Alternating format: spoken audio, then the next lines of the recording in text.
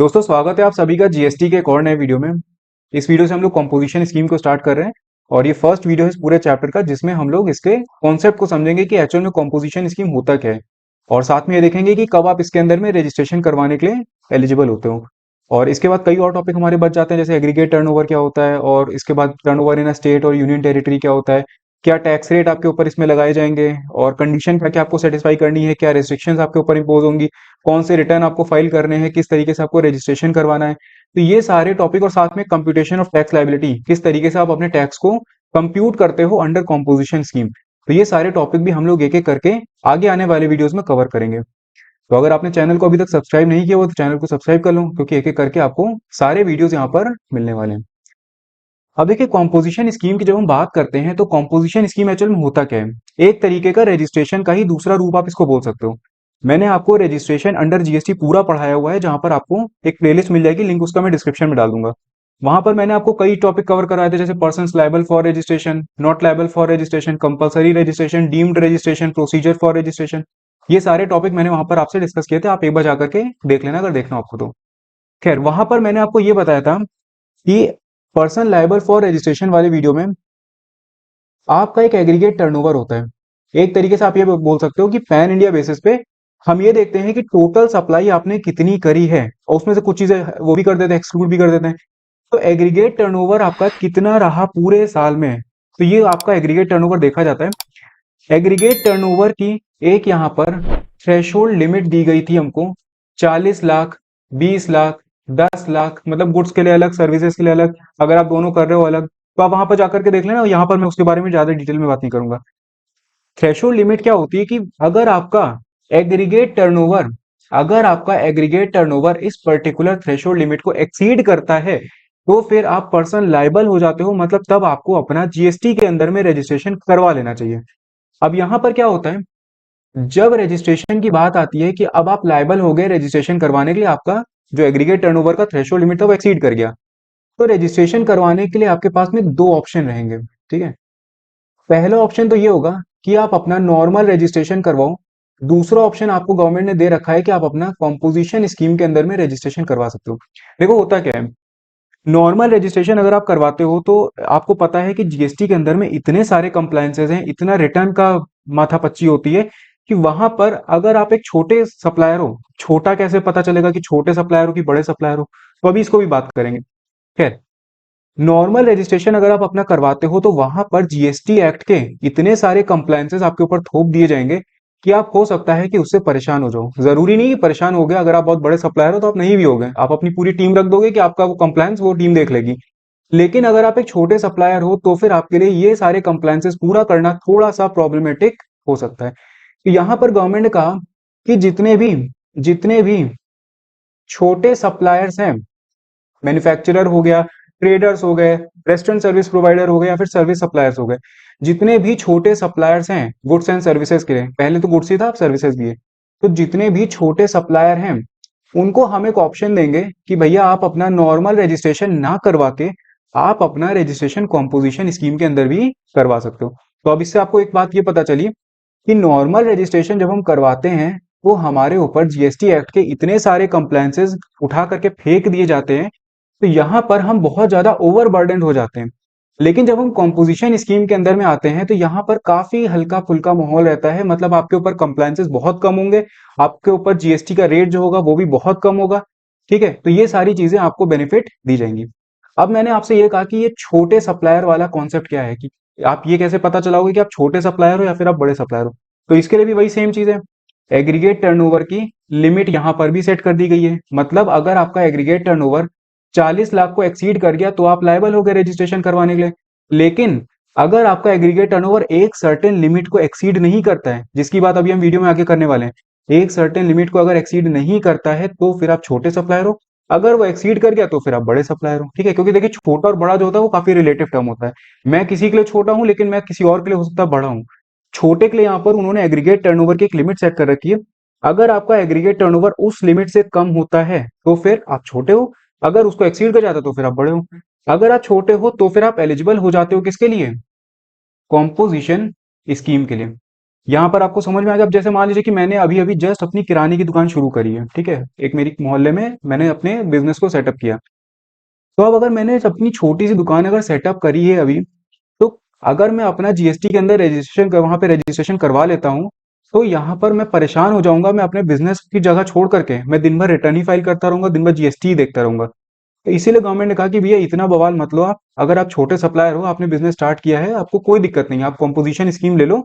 उसके बाद जब आपका एग्रीगेट टर्नओवर अगर एक्सीड करता है तो फिर आप नॉर्मल रजिस्ट्रेशन करवा सकते हो। और ऐसी बात भी नहीं है कि मतलब कॉम्पोजिशन, अगर आप छोटे हो तो आप सिर्फ कॉम्पोजिशन स्कीम ही ले सकते हो। अगर आप छोटे सप्लायर हो तो भी आप नॉर्मल रजिस्ट्रेशन करवा सकते हो। ये ऑप्शनल स्कीम होती है, ऐसा नहीं कि जबरदस्ती उसमें गवर्नमेंट ने कहा कि नहीं आपको कॉम्पोजिशन स्कीम ही लेनी है। अगर आप छोटे सप्लायर हो तो आपके पास ऑप्शन रहता है कि आप चाहो तो नॉर्मल करवा लो, नहीं तो आप कॉम्पोजिशन स्कीम के अंदर भी रजिस्ट्रेशन करवा सकते हो। तो ये हमने समझा कि यहाँ पर कॉम्पोजिशन स्कीम एक तरीके का रजिस्ट्रेशन का ही दूसरा रूप होता है, जहां पर जितने भी छोटे मोटे सप्लायर्स होते हैं गुड्स के और सर्विसेज के भी, उनको ये ऑप्शन दिया जाता है कि जब वो लायबल हो जाते हैं रजिस्ट्रेशन के लिए, तो वो अपना नॉर्मल रजिस्ट्रेशन ना करवा के अपना कॉम्पोजिशन स्कीम के अंदर में रजिस्ट्रेशन करवा ले। इसकी वजह से क्या होगा कि उनके ऊपर कंप्लायंसेस काफी कम हो जाएंगी, जीएसटी के रेट काफी कम हो जाएंगे, तो ये सारी चीजें काफी हल्की फुल्की उनके लिए हो जाएंगी। तो इससे वो अपने बिजनेस पर ज्यादा ध्यान दे सकते हैं। लेकिन यहाँ पर गवर्नमेंट हमेशा आपको दोनों हाथ से सब कुछ नहीं देती। गवर्नमेंट ने अगर एक हाथ से आपको दिया है तो दूसरे हाथ से काफी कुछ ले लेगी। और अभी जब आगे एक एक करके हम लोग वीडियो में आगे बढ़ेंगे, कंडीशन रेस्ट्रिक्शन जब आप देखोगे तो आपको खुद समझ में आएगा कि कॉम्पोजिशन स्कीम कोई बहुत बड़ा ऐसा एडवांटेज नहीं है। गवर्नमेंट आपको हल्का फुल्का कंप्लायंस दे रही है, लेकिन गवर्नमेंट आपसे बहुत सी ऐसी चीजें हैं जो छीने भी ले रही है। वो हम लोग एक एक करके आगे वीडियो में कवर करते जाएंगे। तो यहाँ पर आपने ये समझ लिया कि कॉम्पोजिशन स्कीम एक्चुअल में होता क्या है। अब यहाँ पर अगर आप देखोगे तो यहाँ पर आपसे यही बात बोली गई जो मैंने अभी आपको पूरी ये कहानी समझाई। यहाँ पर आपसे बोल रहे हैं GST composition scheme is a tax paying mechanism offer to small businesses. Small कैसे आप पता लगाओगे? एग्रीगेट टर्नओवर से आप पता लगाओगे। दूसरा यहाँ बोल रहे हैं when compare to normal GST filing the composition scheme offer two main benefits, that is reduced paper work and compliance. आपका पेपर वर्क बहुत कम हो जाएगा, कंप्लायंसेस बहुत कम हो जाएंगी। दूसरा यहाँ पर लोअर टैक्स लायबिलिटी हो जाती है। लोअर टैक्स लायबिलिटी क्यों? आपको पता है जीएसटी के अंदर में कितने तरीके के रेट हैं? 5%, 12%, 18%, 28%। अब आप जो गुड सप्लाई कर रहे हो, आपको ये देखना पड़ता है कि उस गुड पे कितना जीएसटी चार्ज किया जा रहा है। 5% किया जा रहा है, 12% चार्ज किया जा रहा है। इन केस अगर आप गलत चार्ज कर ले तो हो सकता है आपके ऊपर बाद में फाइन और पेनल्टी भी लग जाए। लेकिन यहाँ पर इसमें कॉम्पोजिशन स्कीम के अंदर ऐसा कोई भी लेता नहीं। यहाँ पर इन्होंने कहा कि आप 1 से लेकर के 6% के बीच में, मतलब अगर आप मैन्युफैक्चरर हो तो आपके लिए अलग तरीके का परसेंटेज सेट है 1%। अगर आप ट्रेडर हो तो अलग तरीके का है, रेस्टोरेंट सर्विस प्रोवाइड करो तो अलग तरीके का है, नॉर्मल सर्विसेज अगर आप सप्लाई करो अदर देन रेस्टोरेंट सर्विस तो अलग तरीके का रेट आपके लिए है। लेकिन वो 1 से लेकर के 6% के बीच में फिक्स है। दूसरी चीज, वो टर्नओवर पर बेस्ड है। यहां पर जब आप इसको देखो, अगर नॉर्मल रजिस्ट्रेशन में, तो अगर आप क्या कर रहे हो कि आप अलग अलग गुड्स अपने बेच रहे हो, तो हो सकता है एक गुड पे 5% का जीएसटी लगे, दूसरे पर 12% लगे, तीसरे पर 18 और एक पे 28%। तो हर एक कैटेगरी के लिए अलग अलग आपको देखना पड़ता है। लेकिन यहीं पर जब हम कॉम्पोजिशन स्कीम में आते हैं तो यहाँ पर ऐसा कोई भी लेथनबाजी नहीं है। जितना टोटल आपने टर्नओवर किया, जितना भी टोटल आपने टर्नओवर अपना स्टेट में किया, उसका आप 1%, 2%, 3%, 6% जो भी आपके लिए है वो उठा करके दे दो। आप ये मत देखो कि कौन सा गुड आप सप्लाई करो, कौन सा आप नहीं सप्लाई करो। ठीक है, तो ये सारी लेथनबाजी वहां पर नहीं होती। तो ये हो गया रिड्यूस पेपर वर्क, दूसरा हो गया लोअर टैक्स लायबिलिटी। अब यहाँ पर देखो, यहाँ पर आपको वही चीज थोड़ा सा उसमें एग्जांपल में बता दिया है।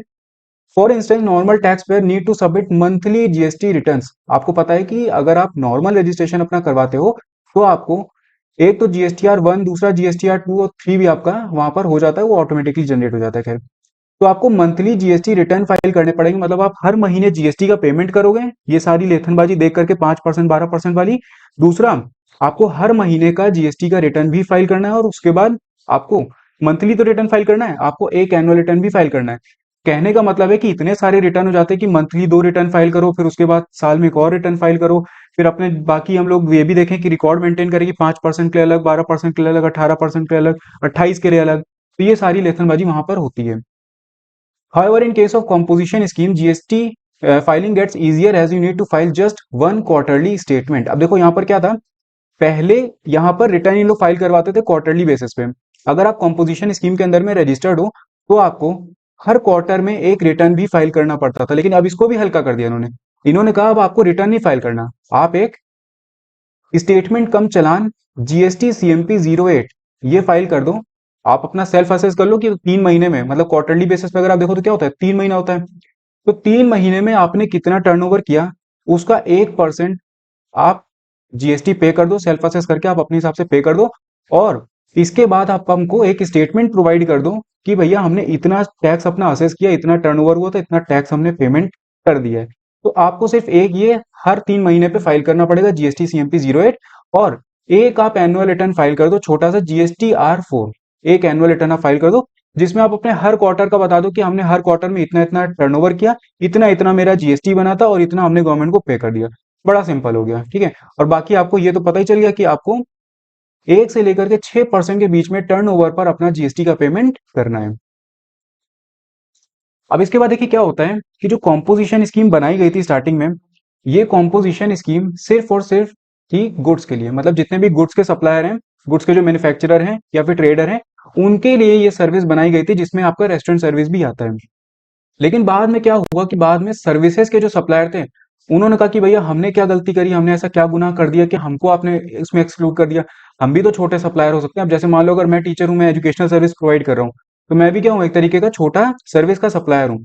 या फिर आप जाते हो बाल कटवाने के लिए सैलून में, उनका भी टर्नओवर बहुत ज्यादा थोड़ी होता है, लेकिन सर्विस वालों को इन्होंने एक्सक्लूड कर दिया। सिर्फ और सिर्फ गुड्स के केस में रेस्टोरेंट सर्विस वालों को इन्होंने इंक्लूड किया था, बाकी के जितने भी सर्विस सप्लायर हैं उनको इन्होंने हटा दिया था।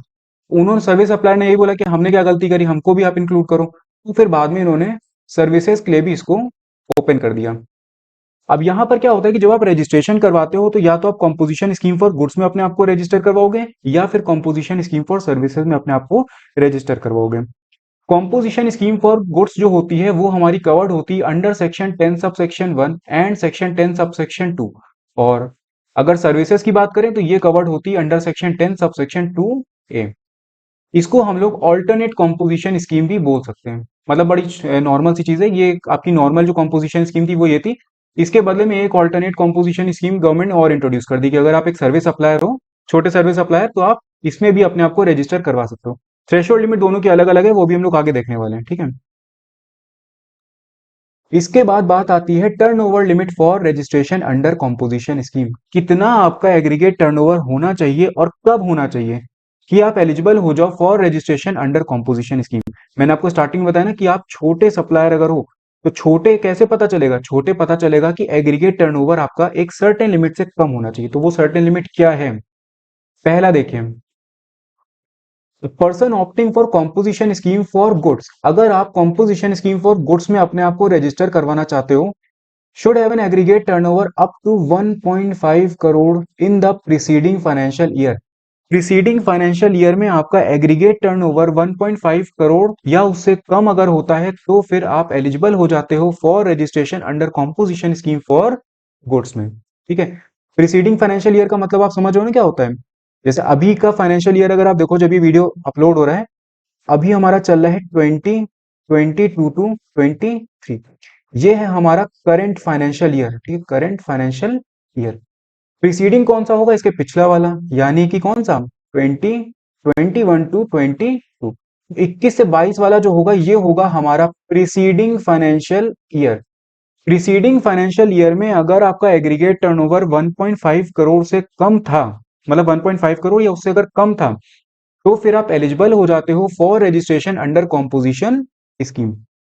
इसके बाद 75 lakh in case of 8 specified special category states. Government ने बोला कि जो स्पेशल कैटेगरी स्टेट्स हैं, आपको पता है रजिस्ट्रेशन में भी ये स्पेशल कैटेगरी स्टेट्स वाला दर्जा एकदम अलग रहता है। तो गवर्नमेंट ने बोला कि जो नॉर्मल कैटेगरी स्टेट्स हैं उनके लिए तो 1.5 करोड़, जो स्पेशल कैटेगरी स्टेट्स हैं उनके लिए लिमिट थोड़ी कम रखेंगे हम, इनको हम देंगे 75 लाख। अब देखिए यहाँ पर लिखा है 8 स्पेसिफाइड स्पेशल कैटेगरी स्टेट्स। तो यहाँ पर क्या होता है कि अगर आप एज पर कॉन्स्टिट्यूशन देखोगे तो टोटल 11 स्पेशल कैटेगरी स्टेट्स होती हैं, लेकिन हर एक सेक्शन में जब हम जीएसटी के देखते हैं तो वहां पर स्पेशल कैटेगरी स्टेट्स वाला जो रोल होता है वो थोड़ा सा चेंज हो जाता है। तो अगर आप कॉम्पोजिशन स्कीम में देखोगे तो यहाँ पर 8 ऐसी स्पेशल कैटेगरी स्टेट्स हैं जिनको एक्चुअल में हम स्पेशल कैटेगरी स्टेट्स ट्रीट कर रहे हैं, इसके बाद जो 3 बच जाती हैं उनको नॉर्मल कैटेगरी स्टेट्स की तरह हम ट्रीट करते हैं। वो कौन सी स्टेट्स हैं अभी आगे मैं दिखा दूंगा आपको। तो ये आपको समझ में आ गया कि एग्रीगेट टर्नओवर में प्रीसीडिंग फाइनेंशियल ईयर अगर आपका 1.5 करोड़ रुपए से कम होता है या 1.5 करोड़ होता है तो फिर आप एलिजिबल हो जाते हो for registration under composition scheme for goods. और यही अगर आप स्पेशल कैटेगरी स्टेट्स में हो तो फिर वो 75 लाख रुपीज। इसके बाद देखिए यहाँ पर क्या बोल रहे हैं। He can avail the benefit of the said scheme in the current financial year till the time his aggregate turnover in the current financial year does not exceed 1.5 crore और 75 लाख रुपीज। मैंने अभी आपको बताया कि आपका प्रीसीडिंग फाइनेंशियल ईयर था 2021 to 22 और इस फाइनेंशियल ईयर में मान लो कि आपने किया था 1.5 करोड़, ये आपका एग्रीगेट टर्नओवर था। करंट फाइनेंशियल ईयर में आपका जो 2022 टू 23 वाला चला था, इसमें मान लो कि आपने अप्रैल से लेकर के दिसंबर तक, ठीक है, अप्रैल से लेकर के दिसंबर तक आपका एग्रीगेट टर्नओवर 1.5 करोड़ कंप्लीट हो गया। इसका मतलब अब जब आप जनवरी 23 में, ठीक है, अप्रैल से दिसंबर यानी कि ये अप्रैल 2022 टू दिसंबर 2022, अब जब आप जनवरी 23 में आए तो जनवरी 23 में आपने तुरंत पहले ही 20 लाख का कर दिया। यानी कि अगर आप देखो तो अप्रैल से लेकर के दिसंबर में आपका 1.5 करोड़ कंप्लीट हो चुका है। अब जब आप अगले महीने में जाओगे तो आप इसको एक्सीड ही करने वाले हो। तो यहां पर इन्होंने बोला कि आप जो कॉम्पोजिशन स्कीम का बेनिफिट है वो आप करंट फाइनेंशियल ईयर में ले तो सकते हो, लेकिन तभी तक ले सकते हो जब तक आपका करंट फाइनेंशियल ईयर का एग्रीगेट टर्नओवर एक्सीड ना कर जाए 1.5 crore and 75 lakh in case of special category states. यानी कि हमारा प्रीसीडिंग फाइनेंशियल ईयर में जब एग्रीगेट टर्नओवर 1.5 करोड़ था तो हम एलिजिबल हो गए for registration under composition scheme in the current financial year. और करंट फाइनेंशियल ईयर में हम अपना आराम से कॉम्पोजिशन स्कीम के अंदर रजिस्टर्ड थे और जीएसटी का पेमेंट कर रहे थे। लेकिन अप्रैल से लेकर के दिसंबर हुआ और हमने एक्सीड कर दिया 1.5 करोड़। तो गवर्नमेंट कहेगी कि भैया अब आप छोटे थोड़ी रह गए, 1.5 करोड़ आपका एक्सीड हो गया, अब चुपचाप से कॉम्पोजिशन स्कीम को छोड़ो और अपना नॉर्मल रजिस्ट्रेशन करवाओ। तो जिस दिन भी आपका करंट फाइनेंशियल ईयर में जब आप रजिस्टर्ड हो तो जिस दिन भी आपका एग्रीगेट टर्नओवर 1.5 करोड़ या 75 लाख को एक्सीड कर जाएगा तो आप तुरंत के तुरंत वहां पर इनएलिजिबल हो जाओगे कॉम्पोजिशन स्कीम के लिए और वहां पर फिर आपको अपना करवाना पड़ेगा नॉर्मल रजिस्ट्रेशन और आप कॉम्पोजिशन स्कीम से बाहर फेंक दी जाओगे। इसके बाद दूसरा हमारा आता है कॉम्पोजिशन स्कीम फॉर सर्विसेज। ठीक है, a person opting for composition scheme for services should have an aggregate turnover up to 50 lakh in the preceding financial year. जैसे ऊपर वाले में हमने देखा गुड्स के केस में कि 1.5 करोड़ या फिर 75 लाख था, यहां पर इन्होंने 50 लाख रुपीज रखा है सर्विस सप्लायर्स के लिए, तो यहां पर 50 लाख हो गया। दूसरी चीज यहां पर भी वही बात है, he can avail the benefit of the said scheme in the current financial year till the time his aggregate turnover in the current financial year does not exceed rupees 50 lakh। तो करंट फाइनेंशियल ईयर में आपका अगर aggregate turnover 50 lakh तक है तब तक ठीक है, उसको एक्सीड कर गया तो आप कॉम्पोजिशन स्कीम से बाहर फेंक दी जाओगे। ठीक है, तो ये हमने समझ लिया कि कितना आपका टर्नओवर लिमिट होना चाहिए अगर आपको रजिस्ट्रेशन करवाना है अंडर कॉम्पोजिशन स्कीम। इसके बाद देखिए यहाँ पर आपको बताया गया aggregate turnover limit for registration under composition scheme. तो ये मैंने आपको बता दिया कि गुड्स का होता है और सर्विसेज का होता है। गुड्स के केस में हमें 75 लाख की लिमिट दी गई थी और 1.5 करोड़ की लिमिट दी गई थी, और 50 लाख रुपीज सर्विसेज के केस में। 50 लाख रुपीज यहाँ पर हर एक स्टेट या यूनियन टेरिटरी के लिए, वहां पर कोई भी ऐसा क्लासिफिकेशन नहीं है कि आपका ये स्पेशल कैटेगरी स्टेट्स के लिए अलग और नॉर्मल कैटेगरी स्टेट्स के लिए अलग। 75 लाख वाला हो गया स्पेशल कैटेगरी स्टेट्स और all other states and union territories के लिए 1.5 करोड़। इसके बाद देखिए अब यहां पर special category states as per constitution total 11 होती है, मैंने आपको बता दिया, जिसमें मिजोरम, त्रिपुरा, मणिपुर, नागालैंड, अरुणाचल प्रदेश, सिक्किम, उत्तराखंड, मेघालय, जम्मू कश्मीर, हिमाचल प्रदेश, असम, ये सारी हमारी स्पेशल कैटेगरी स्टेट्स हो गई। लेकिन जब हम कॉम्पोजिशन स्कीम में आते हैं तो कॉम्पोजिशन स्कीम में यहाँ पर हमारे पास में 8 स्पेशल कैटेगरी स्टेट्स होती है। मतलब ये जो ऊपर वाली हैं ये सारी स्पेशल कैटेगरी स्टेट्स, इनको हम ट्रीट करते हैं एज नॉर्मल स्टेट्स। और अगर ये नॉर्मल स्टेट्स हैं तो इनके लिए लिमिट कितनी हो गई 1.5 सीआर, जिसमें कि जम्मू कश्मीर, हिमाचल प्रदेश, आसाम ये हमारी आती है। अब एक चीज का ध्यान ये रखिएगा, यहाँ पर ये जो जीएसटी में जितना भी हम टॉपिक कवर कर रहे हैं इसमें हमेशा थोड़े बहुत चेंजेस होते रहते हैं। तो एक बार आप लोग डिस्क्रिप्शन को चेक कर लेना, अभी जब ये वीडियो रिकॉर्ड हो रहा है उस टाइम पे यही लिमिट्स हैं, लेकिन हो सकता है इसमें अगर फ्यूचर में चेंजेस होंगे तो मैं डिस्क्रिप्शन में डाल दूंगा, तो आप लोग अगर बाद में वीडियो को देख रहे हो तो एक बार डिस्क्रिप्शन को जरूर चेक कर लेना। ठीक है, इसके बाद यहाँ पर आपको ये चीज बता दी गई कि 75 लाख ये स्पेशल कैटेगरी स्टेट्स के लिए, 1.5 crore Himachal Pradesh, Assam, Jammu Kashmir and all other states and union territories, और 50 लाख रुपीज हर एक स्टेट या यूनियन टेरिटरी के लिए। अब देखो ये लिमिट आपको याद करनी पड़ेगी, ज्यादा डिफिकल्ट नहीं है। 1.5 करोड़ सिर्फ ये हिमाचल प्रदेश, असम और Jammu Kashmir and all other states and union territories, और बाकी का आपको ये पता है कि 75 लाख इनका है। तो ये आपको ध्यान रखना पड़ेगा, क्योंकि कई बार जब आप केस सॉल्व कर रहे होगे, ठीक है, केस स्टडी आपको दी जाती है, या फिर अगर आप क्वेश्चन सॉल्व करोगे तो वहां पर आपको ये पूछ सकता है क्वेश्चन कि is this person eligible for composition scheme और नॉट। तो वहां पर आपको ये बताने के लिए आपको ये पता होना चाहिए कि कितनी लिमिट थी, 75 लाख थी, 1.5 करोड़ थी, क्या थी। तो अगर ये आपको नहीं पता तो क्वेश्चन सॉल्व नहीं कर पाओगे। तो यहाँ पर हम लोगों ने कॉम्पोजिशन स्कीम का पूरा एक कॉन्सेप्ट समझ लिया कि क्या होती है, कब आप एलिजिबल होते हो, कौन कौन सी स्टेट्स के लिए कितनी लिमिट दी गई है। कहीं पर किसी भी पॉइंट में आपको डाउट हो आप कमेंट करके मुझसे पूछ सकते हो। बाकी अगर आपको वीडियो पसंद आया तो उसको लाइक करना मत भूलिएगा, साथ में चैनल को सब्सक्राइब जरूर कर दीजिएगा, क्योंकि आगे आपको और भी वीडियोस मिलने वाले हैं। मैं मिलता हूँ आपसे नेक्स्ट वीडियो में। Thank you.